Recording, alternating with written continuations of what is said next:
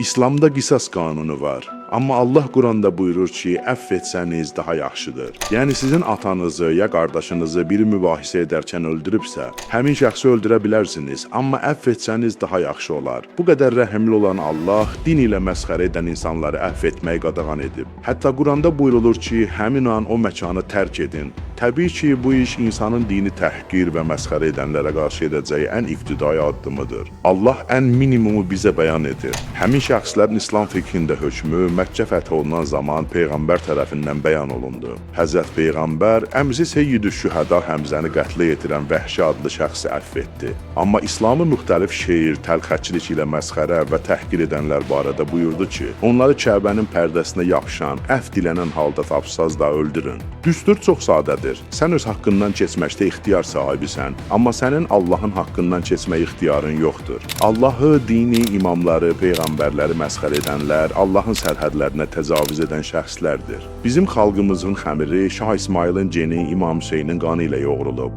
Bu yurdun il boyu küçədə mahnı oxuyan dəlisi də Məhərrəmə hörmət edir. Məhərrəmdə oxumur. Azərbaycanda kəndlər var ki, cəmaatı dindən uzaqdır, amma yanlarında Seyyid deyəndə ayağa dururlar. Bu ölkədə Azərbaycan ad və soyadı ilə yaşayan cühudlar isə müxtəlif media vasitələri ilə daim dinimizi söyürlər. Ey cühudlar, tarixdən ibrət alın, ey dönük meymunlar. Günəbaxanı harda əksən, üzünü günəşə çevirdiyi kimi, bu yurdun daşı, torpağı da üzün Əhl-i Beyti tərəf çevirir və Hüseyn Hüseyn deyir. Bir gün Kəbəni bütlərdən təmizləyən qeyrətli kişilərin davamçıları bu yurdu da yenidən öz həqiqi sahibinə, bu Hüseyni xalqa qaytaracaqlar. Bu gün baş əydiyiniz və gələn hər kəsi aparıb baş əydirtdiyiniz bütlər də dağıdılacaq. Həmin vaxt ancaq sizə və xalqa rəhm etməyənlərə rəhm olunmayacaq. Çünki bu yurdun Məhərrəmdə içkini atan əyyaşı, dinə primitiv hörməti qanan dəlisi də sizdən dəyərlidir. Onların özü yox, atılan dırnaqları da sizdən xeyirlidir. Eminlərin müqəddəs nardalanı alması, cuhudlara satması da müvəqqətidir.